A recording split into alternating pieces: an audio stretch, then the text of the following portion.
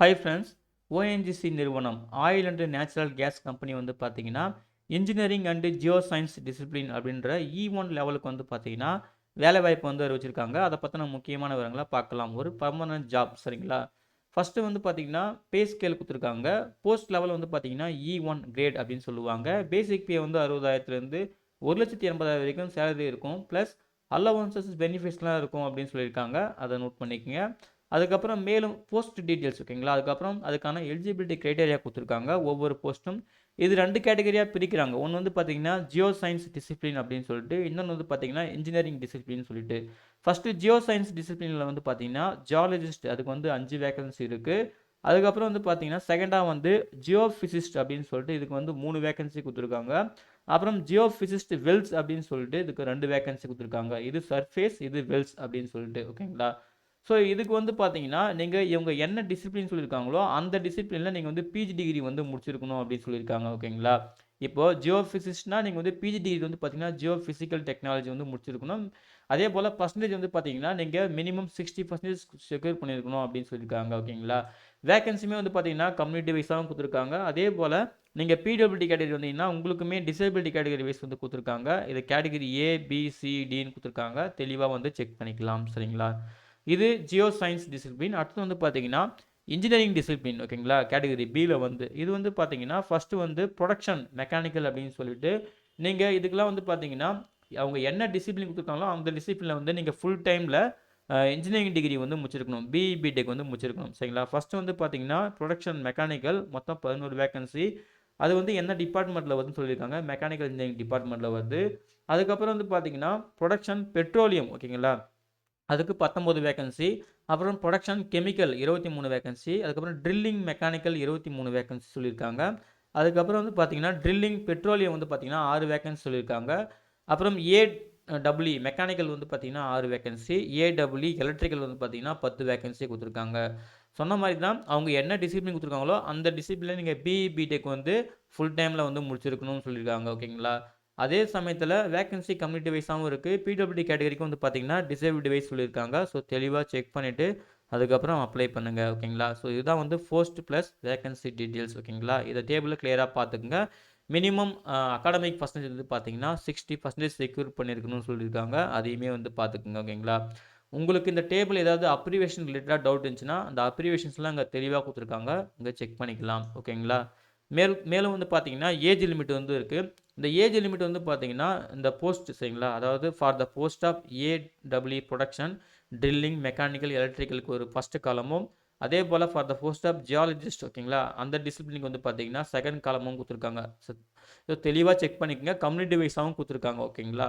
அதே போல் age relaxation வந்து கொடுக்குன்னு சொல்லியிருக்காங்க. கவர்மெண்ட் கைட்லைன்ஸ் ஃபாலோ பண்ணி நீங்கள் அப்ளை பண்ணும்போது நீங்கள் செக் பண்ணிக்கலாம் ஓகேங்களா. ஸோ அதையும் வந்து தெளிவாக பார்த்துக்குங்க.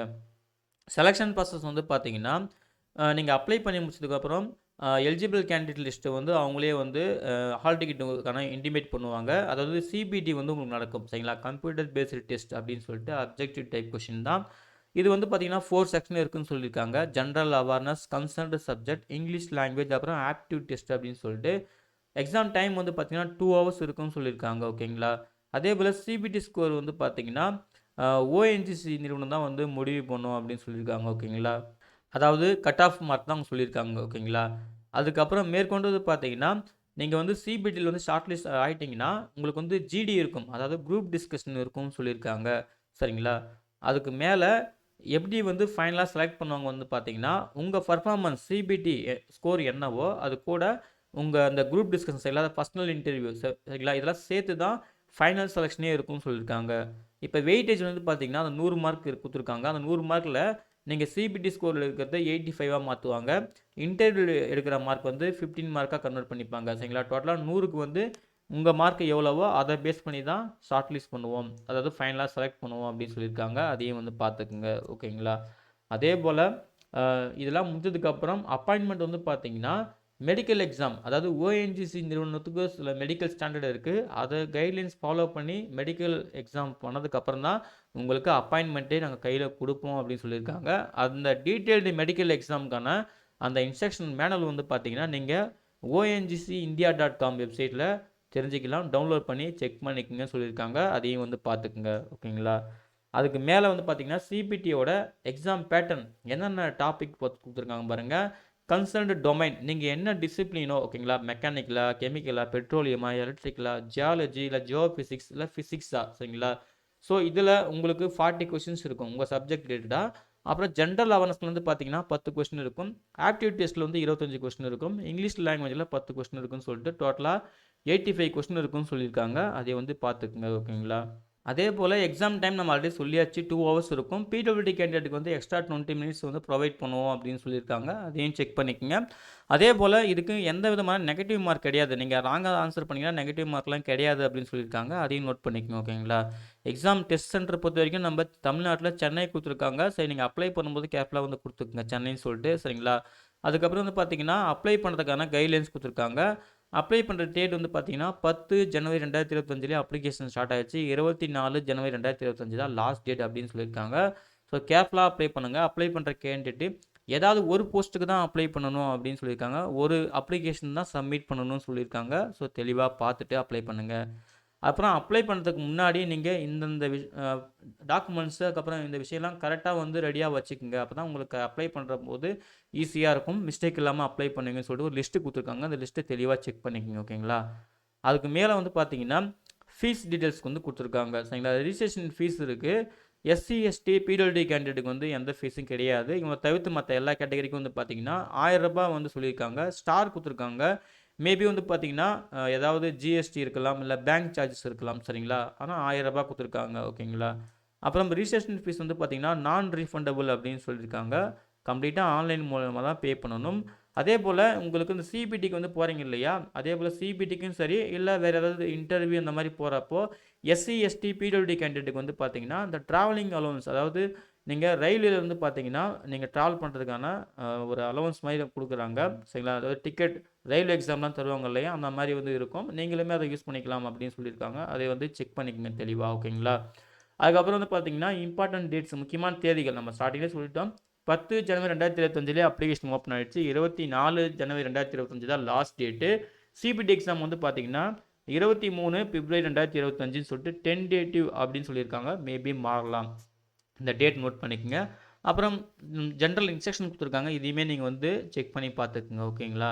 அதுக்கப்புறம் செலக்ட் ஆன கேண்டிடேட் வந்து பார்த்தீங்கன்னா இந்தியாவில் எங்கே வேணாலும் ஒர்க் பண்ணுற மாதிரி இருக்கும். அதாவது ஓஎன்ஜிசி நிறுவனம் எங்கே இருக்கோ அங்கே வந்து எங்கே வேணாலும் ஒர்க் பண்ணுற மாதிரி இருக்கும். அதுக்கு நீங்கள் ரெடியாக இருங்க. வில்லிங்னஸ்கிறவங்க மட்டும் அப்ளை பண்ணுங்கள் அப்படின்னு சொல்லியிருக்காங்க. அதே போல் அப்ளை பண்ணி முடிச்சதுக்கப்புறம் டைம் டு டைம் ஓஎன்ஜிசி வெப்சைட்டை செக் பண்ணிட்டே இருங்க. அப்போ தான் உங்களுக்கு அப்டேட் வந்து சேரும் அப்படின்னு சொல்லியிருக்காங்க. உங்களுக்கு ஏதாவது டவுட் கொரீஸ்லாம் இருந்துச்சுன்னா நீங்கள் இந்த லிங்க் கொடுத்துருக்காங்க, இங்கே லாகின் பண்ணி உங்கள் கொரீஸ் வந்து நீங்கள் சப்மிட் பண்ணலாம். நாங்கள் வந்து கிளாரிஃபை பண்ணுறோம் அப்படின்னு சொல்லியிருக்காங்க. அப்ளை பண்ணும்போது கேர்ஃபுல்லாக அப்ளை பண்ணுங்க, இல்லைனா உங்கள் அப்ளிகேஷன் வந்து ரிஜெக்ட் ஆகிறதுக்கான வாய்ப்பு இருக்குது அப்படின்னு சொல்லியிருக்காங்க. அதையும் வந்து பார்த்துக்குங்க ஓகேங்களா.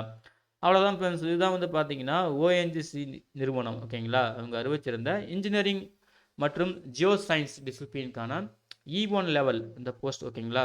அதுக்கான முக்கியமான விவரங்கள். அப்ளை பண்ணுறதுக்கு முன்னாடி இந்த நோட்டிஃபிகேஷனை இந்த தெளிவாக வந்து பார்த்துக்குங்க, சரிங்களா. உங்களுக்கு என்ன டிசிப்ளின் எந்த போஸ்ட்டு வந்து எலிஜிபிளாக இருக்குது ஓகேங்களா. அப்புறம் உங்களுக்கு வேக்கன்சி இருக்கா, அப்புறம் நீங்கள் பிடபிள்யூடி கேட்டகரியா, இதெல்லாம் தெளிவாக பார்த்துக்குங்க. பார்த்துட்டு இந்த எலிஜிபிலிட்டி கிரைட்டீரியாலாம் கரெக்டாக உங்களுக்கு ஃபுல்ஃபில் ஆயிடுச்சுன்னா மட்டும் நீங்கள் ஆன்லைனில் அப்ளை பண்ணுங்கள் ஓகேங்களா. ஏன்னா ஃபீஸ் வந்து பார்த்தீங்கன்னா எஸ்சி எஸ்டி பிடபிள்யூடிக்கு தான் ஃப்ரீ. மற்றபடி மற்ற கேட்டகரிலாம் பார்த்தீங்கன்னா 1000 ரூபாய் பே பண்ணணும். ஸோ தெளிவாக எலிஜிபிலிட்டி கிரைட்டீரியாலாம் மீட் ஆகுதான்னு செக் பண்ணிவிட்டு அதுக்கப்புறம் ஆன்லைனில் மிஸ்டேக் இல்லாமல் அப்ளை பண்ணுங்கள், சரிங்களா. இந்த நோட்டிஃபிகேஷன் டவுன்லோட் பண்ணுறதுக்கான லிங்க்கையும் ஆன்லைனில் அப்ளை பண்ணுறதுக்கான லிங்க்கையும் இந்த வீடியோ டிஸ்கிரிப்ஷனில் தரேன். செக் பண்ணி நீங்களும் யூஸ் பண்ணிக்கோங்க ஓகேங்களா. அப்ளை பண்ணுற எல்லாருக்கும் wish you all the best. Thank you.